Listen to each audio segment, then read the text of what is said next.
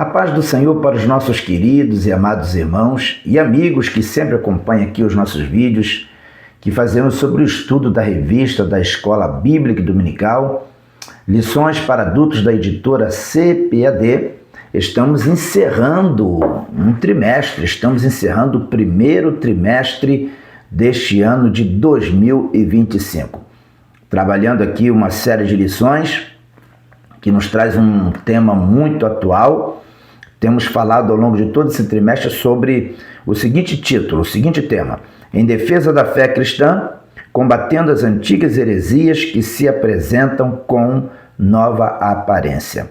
Ao longo desse trimestre, nós estudamos uma série de lições refutando as doutrinas errôneas, as heresias que têm surgido ao longo dos séculos dentro da igreja e muitas vezes têm trazido confusão entre os cristãos no que diz respeito à compreensão de alguns temas. Então, esse trimestre foi um trimestre muito proveitoso para nós aprendermos quais são as doutrinas heréticas que hoje têm nos rodeado e qual o perigo de cada uma delas, e aprendemos a refutá-las à luz das Sagradas Escrituras, à luz da Bíblia, que é o nosso livro de regra de fé e prática que nos norteia quanto à nossa vida cristã. Ninguém consegue ser um cristão se de fato ele não conhecer a verdade da palavra de Deus.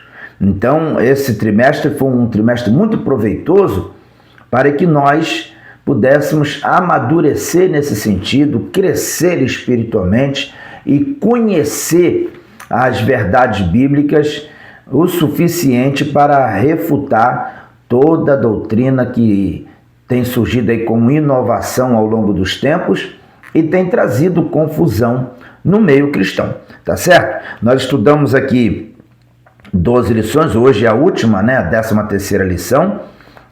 Apenas recapitulando para vocês, estudamos aqui na primeira lição quando as heresias ameaçam a unidade da igreja. Na segunda lição falamos sobre o seguinte título: Somos cristãos, procurando entender o que significa de fato ser cristão na sua essência. Na terceira lição falamos sobre a encarnação do verbo, foi um assunto muito interessante. Na quarta lição falamos sobre Deus é triuno, então falamos sobre a Trindade. Na quinta lição falamos sobre o seguinte título: Jesus é Deus, então foi uma lição onde nós tratamos sobre a cristologia. Na sexta lição nós falamos sobre o Filho é igual com o Pai, uma lição maravilhosa também. Lição 7, falamos sobre as naturezas humana e divina de Jesus. Foi uma lição extraordinária para nos fazer compreender o lado humano e o lado divino desta pessoa chamada Jesus. Na oitava lição falamos sobre Jesus viveu a experiência humana. Na nona lição falamos sobre o seguinte título, o tema: Quem é o Espírito Santo? Então nós tratamos sobre paracletologia, doutrina que fala sobre o Espírito Santo, ou pneumatologia, a doutrina que fala sobre o Espírito Santo como pessoa, Foi uma lição maravilhosa também. E na 10ª lição falamos sobre o pecado corrompeu a natureza humana. Na 11ª lição, a salvação não é obra humana. Na 12ª lição, a igreja tem uma natureza organizacional. E vamos fechar esse trimestre falando hoje sobre perseverando na fé cristã. Essa é a última lição deste trimestre que eu considero aqui muito proveitoso para nós. Lição 13, que vai ser estudada no dia 30 de março de 2025, título da lição: Perseverando na fé em Cristo.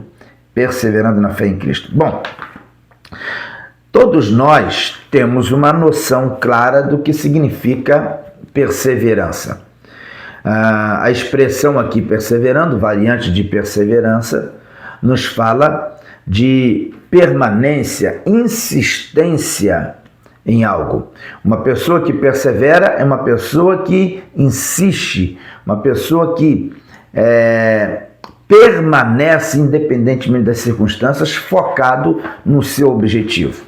Esta lição, ela traz esse título, Perseverando na Fé em Cristo, porque, na verdade, a perseverança é uma importante ferramenta na nossa caminhada cristã.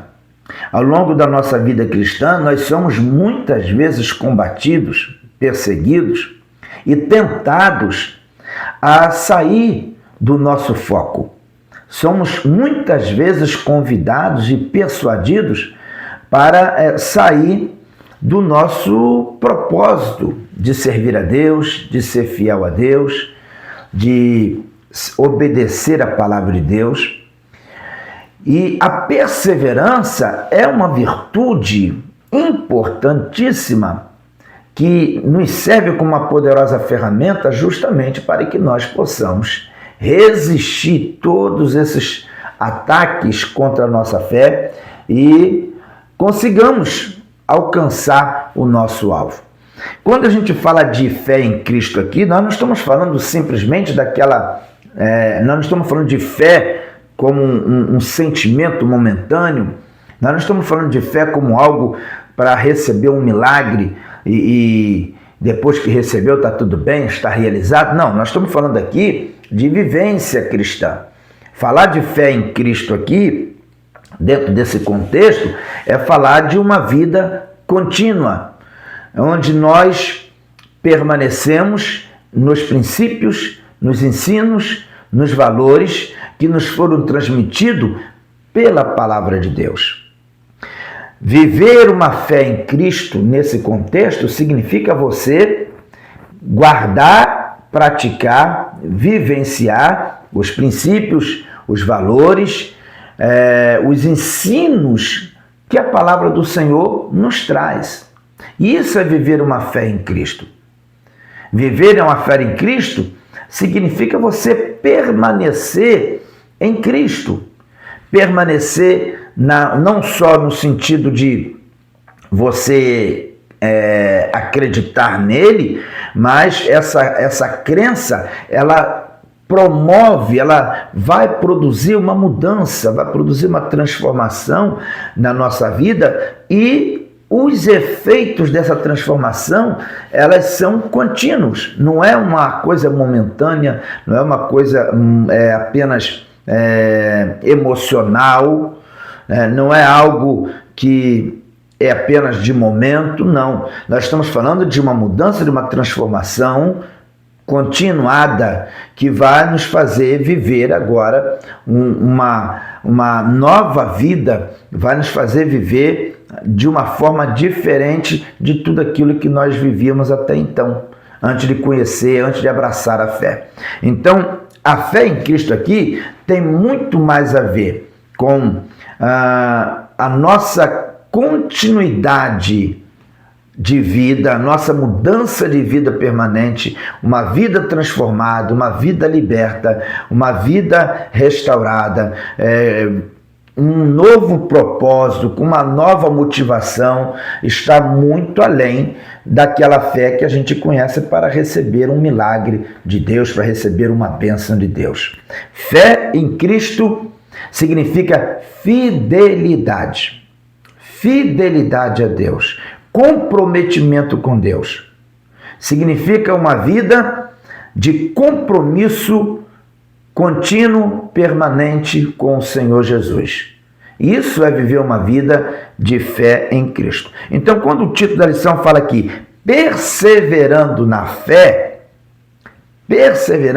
em Cristo, nós estamos falando de permanência nos princípios, nos valores, nos ensinos da palavra de Deus, que a partir do momento que nós aceitamos Jesus, esses ensinos passam a nos nortear e vão trabalhando uma mudança contínua nas nossas vidas, tá certo? Bom, o nosso textuário diz o seguinte: e temos muito firmes a palavra dos profetas, a qual bem fazeis em estar atentos, como uma luz que alumia em lugar escuro, até que o dia esclareça e a estrela da alva apareça em vosso coração.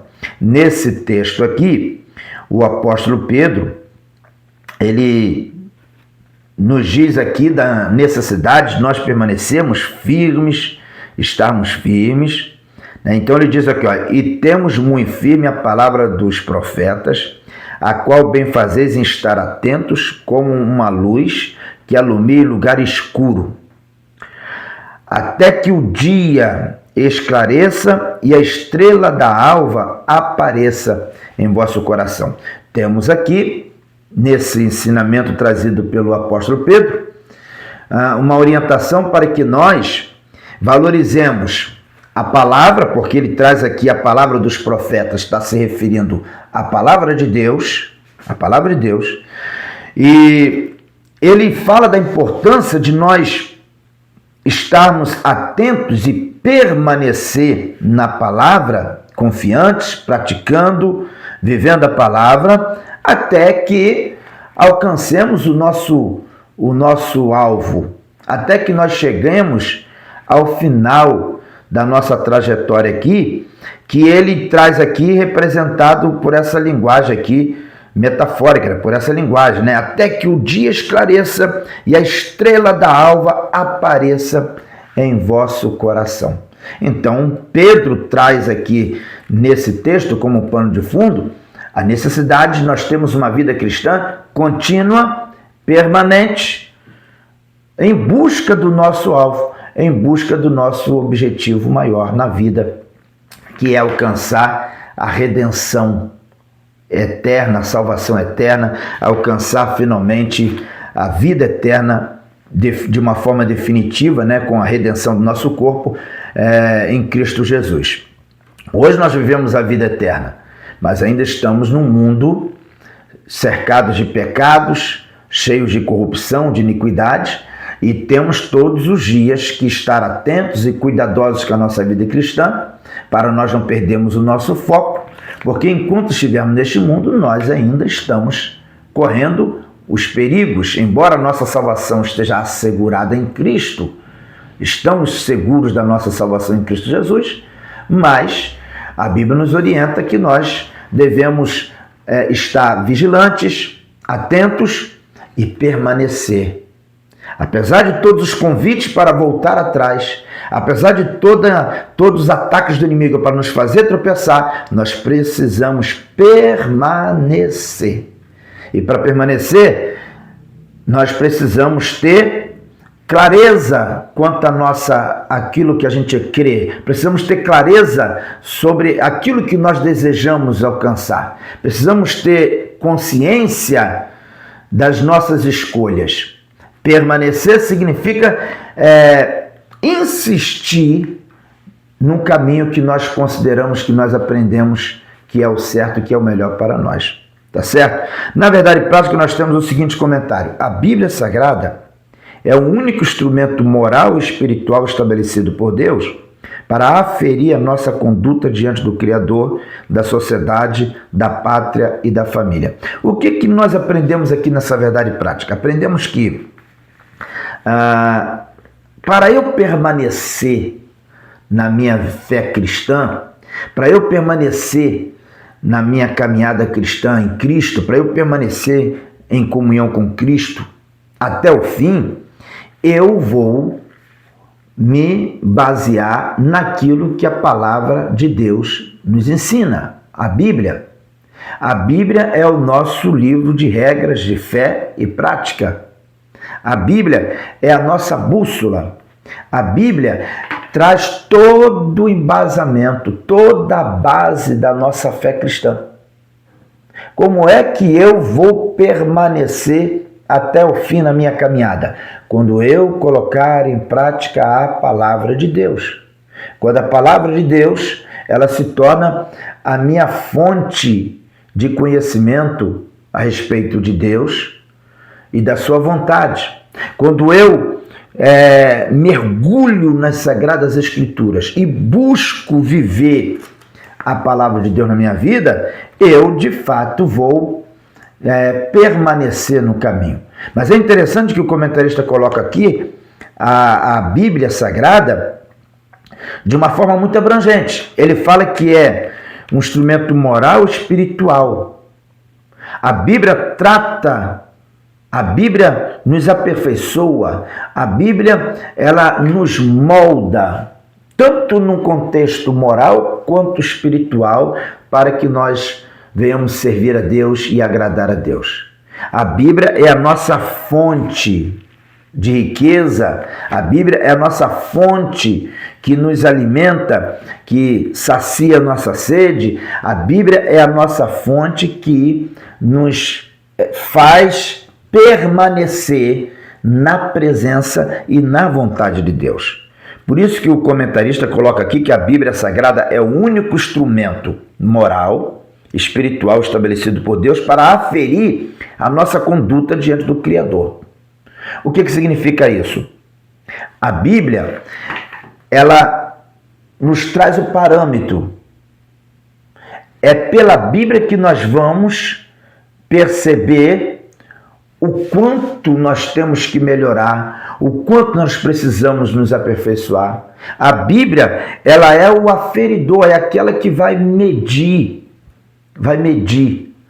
a nossa espiritualidade, a nossa conduta moral e vai nos mostrar o que nós precisamos corrigir para nos estreitar cada vez mais em comunhão com Deus. Por isso que o comentarista falou aqui que a Bíblia Sagrada é o único instrumento moral e espiritual estabelecido por Deus para aferir a nossa conduta diante do Criador, da sociedade, da pátria e da família.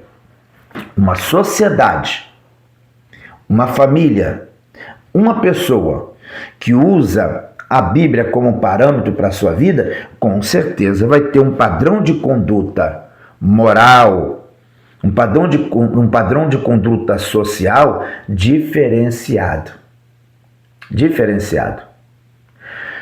Quando uma sociedade ela aceita os princípios e os valores da palavra de Deus como fundamentais, essa sociedade com certeza vai ser melhor.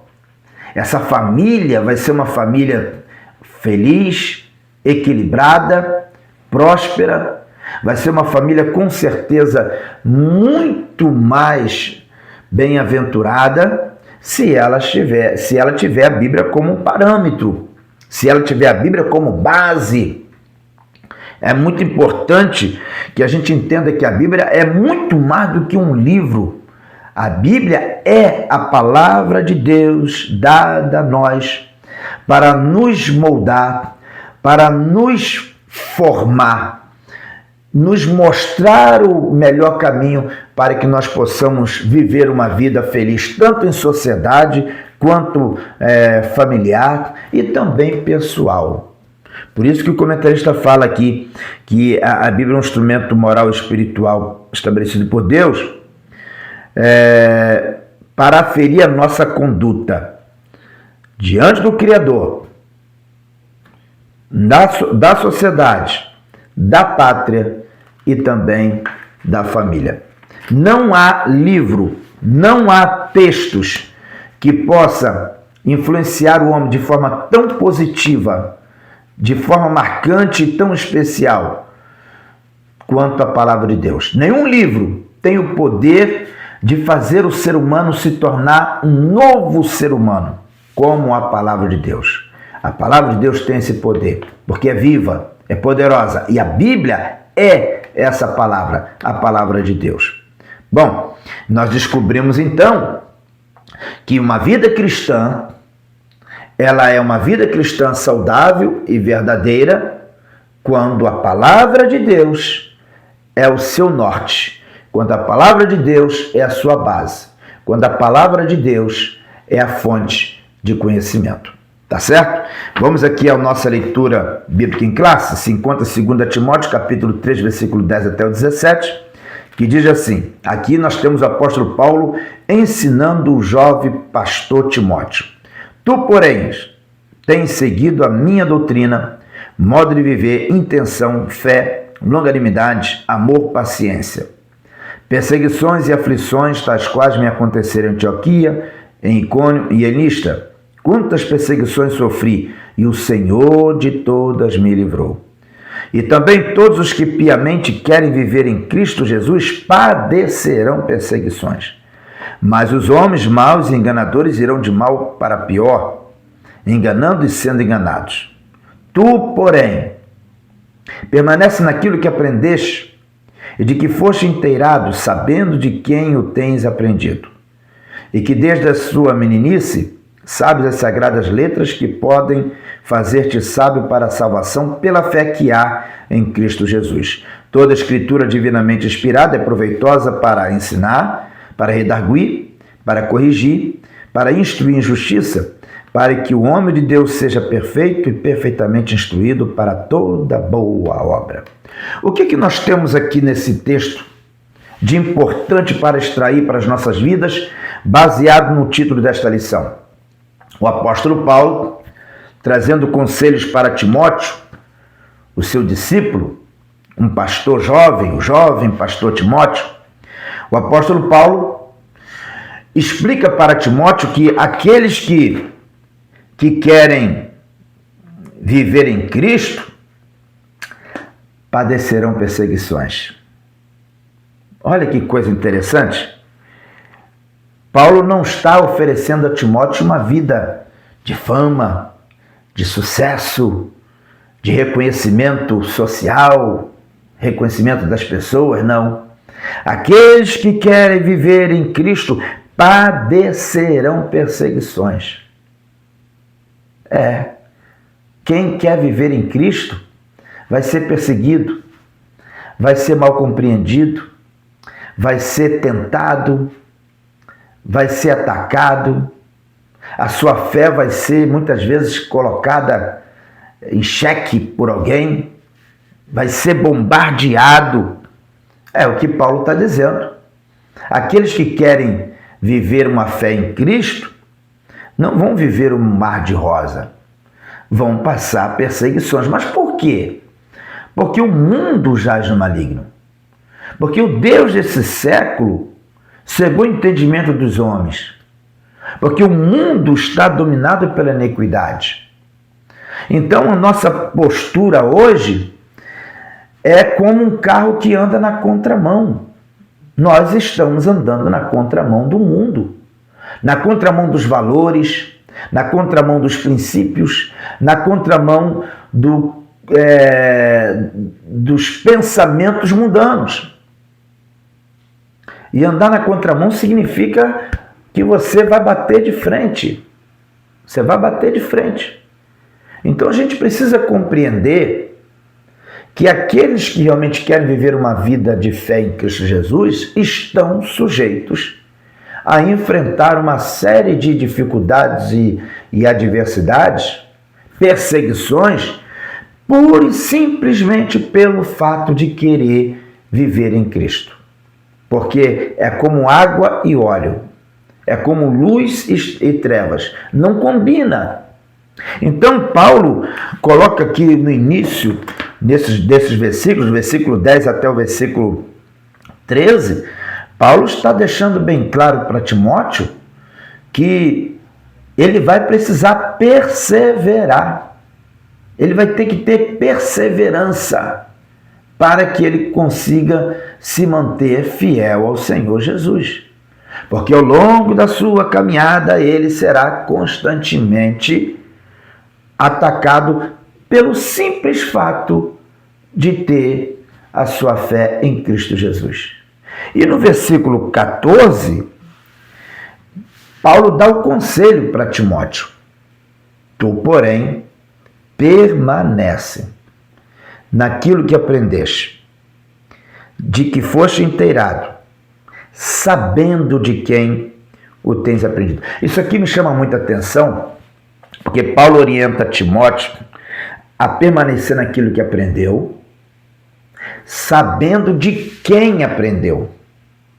Porque não é só você prestar atenção no que aprendeu. É importante que você preste atenção também quem está te ensinando. Porque a fonte, ela é importante. É mais importante até do que a própria água. Você precisa conhecer a fonte. Muita gente por aí traz ensinamentos lindos e maravilhosos, mas você só vai descobrir a verdadeira intenção daquilo que está sendo ensinado quando você olha para a fonte. Porque quando você vai na fonte, você vê as intenções. Você vê a verdadeira intenção com aquele ensinamento. Eu já tive a oportunidade de ouvir mensagens que achei maravilhosas e parecia ser realmente uma mensagem extraordinária, divina, mas quando eu descobri a fonte é que eu fui abrir os olhos e perceber que tudo não passava de uma artimanha, uma estratégia para nos enganar, para nos ludibriar. Então, observe que Paulo diz aqui para Timóteo permanecer naquilo que aprendeu, sabendo de quem aprendeu. Ou seja, você permanece naquilo que você aprendeu, sabendo que você aprendeu de pessoas, Timóteo, que viveram isso, que não só falaram, mas viveram. Não só eles expressaram com palavras a sua fé, mas eles viveram isso no dia a dia. Eles demonstraram isso no seu dia a dia. Ou seja, eles pregaram e viveram aquilo que pregaram. Nesse caso, Paulo estava certamente se referindo à mãe de Timóteo, a avó, né, Eunice, Lloyd, que eram familiares de Timóteo, que ensinou as sagradas letras a Timóteo. Porque no versículo 15 diz que desde a sua meninice sabes as sagradas letras, que podem fazer-te sábio para a salvação pela fé que há em Cristo Jesus. Então, Paulo está dizendo que Timóteo aprendeu desde a sua meninice. Aprendeu com quem? Aprendeu com fontes saudáveis, com fonte de água boa, água salutar. Aprendeu com a sua mãe Eunice, com a sua avó Lloyd. Então, Timóteo foi alguém que aprendeu a ser cristão, recebendo ensinamentos de pessoas que viviam aquilo que pregava. E depois ele se tornou discípulo de Paulo. E aí, finalizando os versículos citados aqui pelo apóstolo Paulo, o versículo 16 diz: toda a escritura divinamente inspirada é proveitosa para ensinar, para redarguir, para corrigir, para instruir em justiça, para que o homem de Deus seja perfeito e perfeitamente instruído para toda boa obra. A palavra perfeição aqui está se referindo ao amadurecimento, à sua condição de pronto para servir, para fazer a obra. Então, perfeição aqui está relacionado a um nível de conduta, de modo de proceder, de compreensão das coisas espirituais, o entendimento sobre a vontade de Deus para a sua vida, o entendimento sobre a vontade de Deus para a sua trajetória, o seu chamado. Então, isso o apóstolo Paulo trata aqui como uma situação que é trabalhada como homem perfeito, significa homem perfeito, para que o homem de Deus seja perfeito e perfeitamente instruído para toda boa obra. Então nós estamos falando aqui de uma situação onde a pessoa se torna pronto, irrepreensível e pronto, moralmente falando, espiritualmente falando, para fazer a obra do Senhor. Bom, a nossa lição ela tem 3 objetivos, né? No primeiro objetivo é mostrar que diante das heresias é preciso ter perseverança. O segundo objetivo é enfatizar a necessidade de sempre aprender com a palavra de Deus. E o terceiro objetivo é considerar as Escrituras como o fundamento da vida cristã. Esses são os 3 objetivos da lição. A lição está dividida em 3 partes. O primeiro tópico fala sobre diante das heresias é preciso perseverança. Pastor Ezequias Soares, ele fala aqui no primeiro tópico sobre a necessidade de nós sermos perseverantes diante das heresias. Então ele traz aqui no primeiro subtópico os falsos profetas Ele diz aqui, as duas epístolas a Timóteo classificadas com justiça como epístolas pastorais, juntamente com a epístola a Tito, destaca-se também pelo seu caráter apologético. São refutações às heresias contra as fábulas ou as genealogias intermináveis. O apóstolo Paulo, na sua época, ele já enfrentava duas correntes heréticas muito pesadas, né? O gnosticismo, que estava começando a surgir. Paulo combate muito o gnosticismo, né? A carta que ele escreve para a igreja de Colossos também é uma carta combatendo o gnosticismo. Nas cartas aqui pastorais, Paulo também trata dessa questão. Os gnósticos já eram um problema que já estava surgindo no meio da igreja.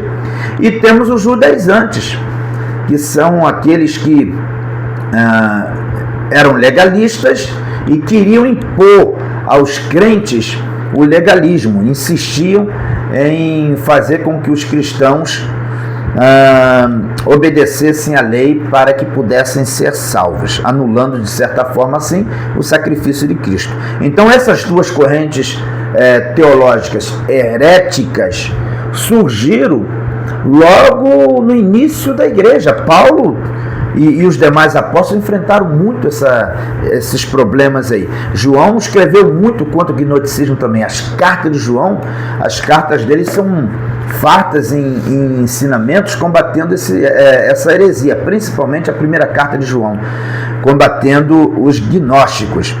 Esse problema já existia lá no princípio, no início, né, no primeiro século da igreja, começou a surgir esses problemas que foram duramente combatidos, né, essas doutrinas errôneas que se tornou um problema para a igreja, foi duramente combatida pelos apóstolos. No segundo subtópico, nós temos a experiência apostólica. Versículos 10 e 11, o apóstolo elogia a perseverança de Timóteo na fé e na doutrina em tempos tão difíceis.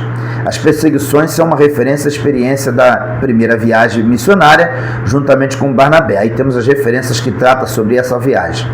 É verdade que Timóteo se integrou à comitiva de Paulo em Listra na sua segunda viagem missionária, e isso aconteceu depois dessas perseguições.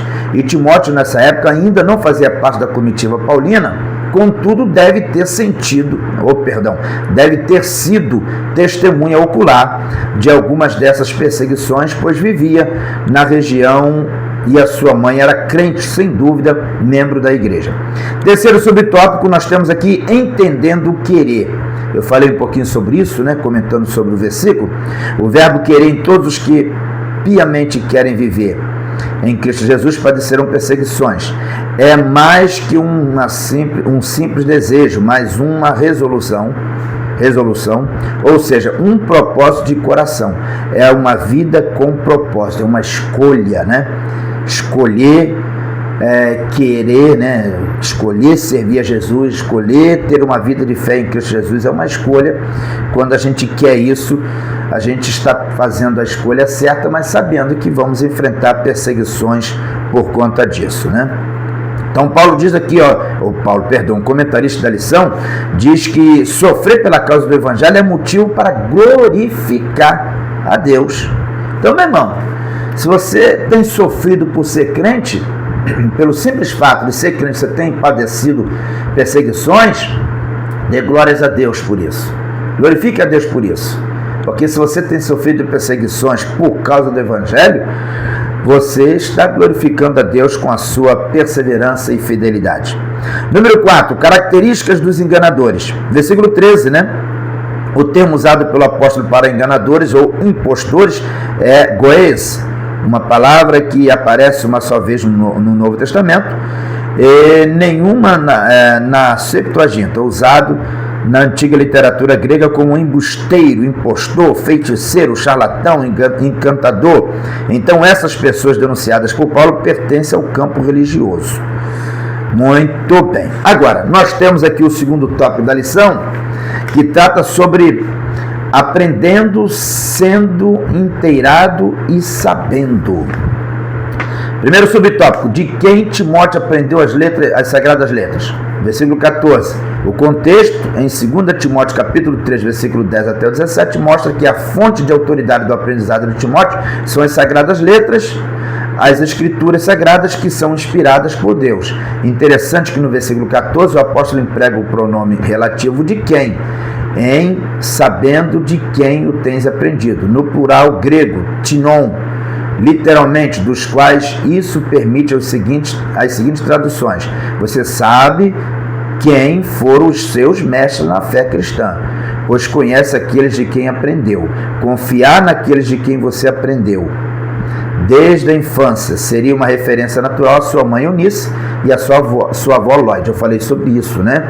Paulo está lembrando aqui a Timóteo que ele tem dentro da sua vida, né? Ele tem no seu coração uma fé cristã que ele aprendeu dentro de casa. Os seus tutores foram sua mãe, seu pai, sua mãe e sua avó. O pai de Timóteo era grego, mas a sua mãe e a sua avó eram certamente judias e crentes, né? Eram cristãs, e elas ensinaram a Timóteo, trouxeram uma doutrina sadia para Timóteo, a palavra de Deus. Então Timóteo aprendeu as Escrituras e aprendeu com alguém que viveu isso. Então é realmente algo diferenciado. No segundo subtópico nós temos aqui permanecendo firme nas sagradas letras. Versículo 15, Timóteo é exortado a permanecer firme naquilo que aprendeu e que acredita, ou de que foste inteirado, por duas razões principais. Primeiro, porque sabia de quem tinha aprendido. Segundo, porque são as sagradas letras, os escritos sagrados, a Bíblia. O que ele aprendeu de sua mãe e de sua avó era uma herança espiritual muito útil para o exercício de seu ministério sob orientação paulina. Então, como eu falei para vocês, é importante que você aprenda e que você saiba também de quem você está aprendendo. Isso tem muita importância e isso significa muito. Terceiro tópico da nossa lição, nós temos aqui, no terceiro subtópico, né, da lição, temos aqui a Bíblia é divinamente inspirada. O apóstolo Paulo declara aqui para Timóteo de uma forma muito clara que a Bíblia ela é inspirada por Deus, ela é inerrante, infalível, palavra inspirada por Deus. E aí sim, o terceiro tópico da lição, nós temos aqui a conclusão da lição com o comentarista falando sobre o seguinte título, né? Tendo as Escrituras como fundamento. Então, nós temos no primeiro subtópico a autoridade apostólica. A igreja se submete inquestionavelmente à autoridade dos apóstolos do Novo Testamento. Sabemos que essa é a vontade de Deus. Se os evangelhos de Mateus e Lucas, ou pelo menos um deles, são colocados no mesmo nível do Antigo Testamento, e da mesma forma as epístolas paulinas, isso é uma forma de reconhecer definitivamente o Novo Testamento como escritura inspirada. E no segundo subtópico nós temos a abrangência. Em muitas passagens no Novo Testamento, o termo escritura, ou no plural escrituras, se refere ao Antigo Testamento, algumas dezenas de vezes. Mas o contexto da expressão paulina, toda a escritura inspirada por Deus, não se restringe apenas ao Antigo Testamento, e sabemos disso porque a intenção do Espírito Santo é mostrar que se trata de todos os 66 livros da Bíblia, para que vos lembreis das palavras que primeiramente foram ditas pelos santos profetas e do mandamento do Senhor e Salvador mediante os vossos apóstolos, Antigo e Novo Testamento. E o terceiro subtópico, concluindo, fala sobre o manual de Deus. O que é a Bíblia? A Bíblia é o manual de Deus para o homem.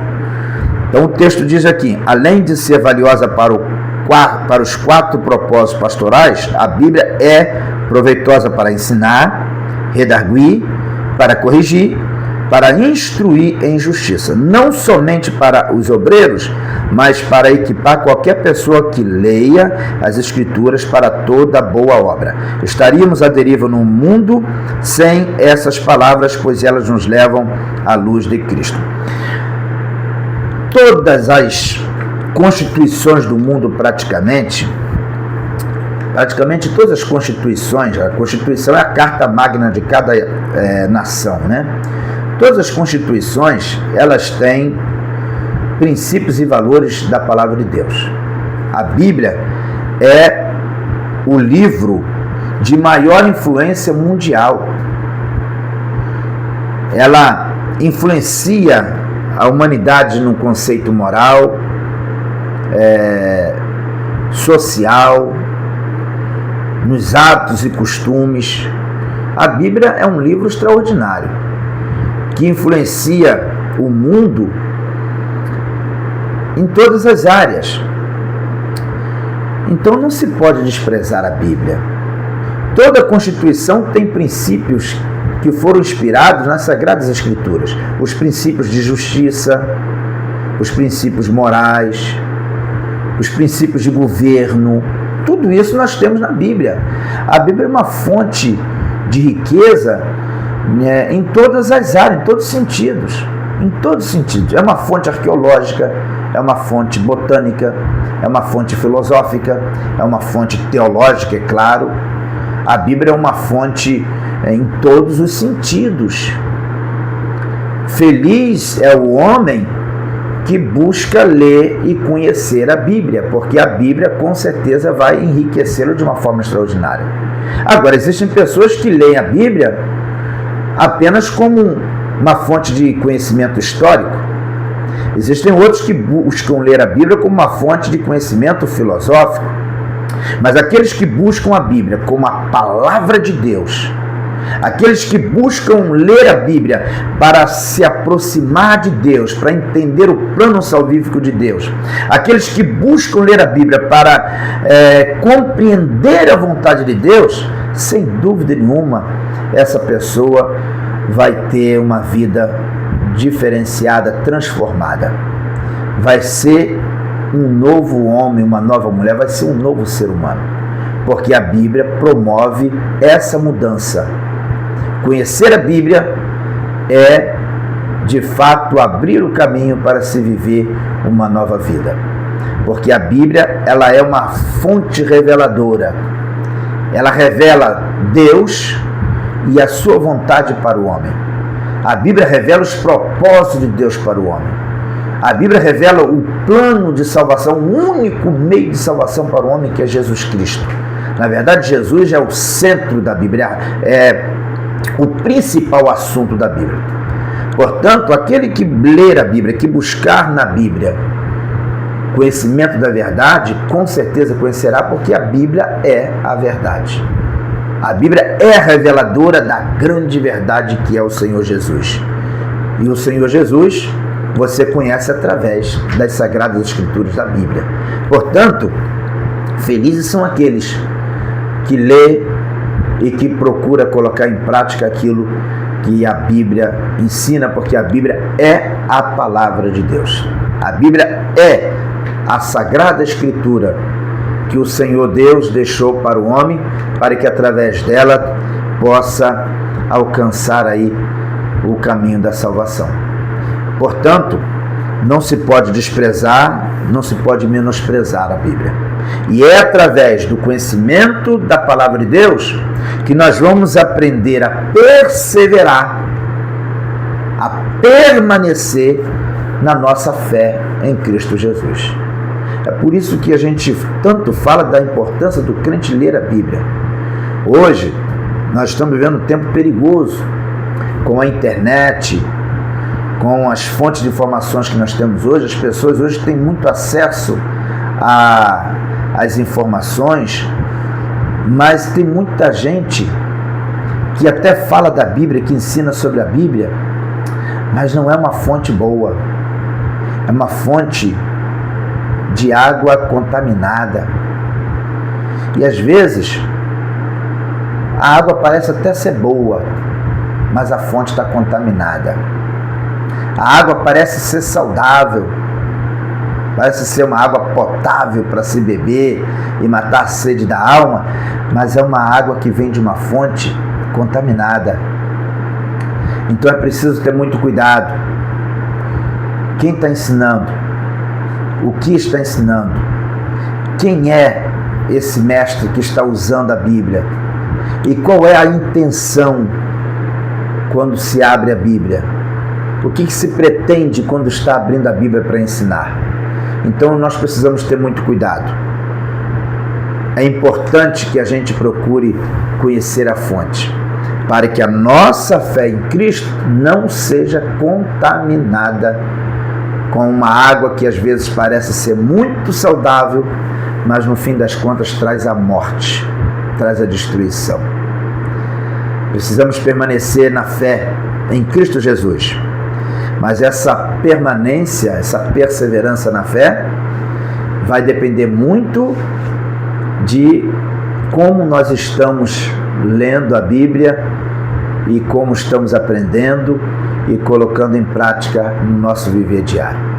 Bom, que Deus nos abençoe para que possamos permanecer no caminho santo do Senhor e sermos luz por onde passarmos e ser sal da terra também.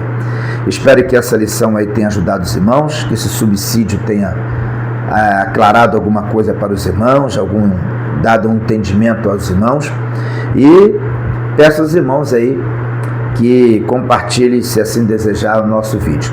Muito obrigado a todos vocês que participaram conosco de todas as aulas desse trimestre e esperamos vocês no próximo trimestre, se Deus assim nos permitir. Deus abençoe a todos, fiquem todos na paz do Senhor Jesus. E aprendeu com outro personagem importantíssimo, Paulo, apóstolo Paulo, que pregava e vivia aquilo que pregava também.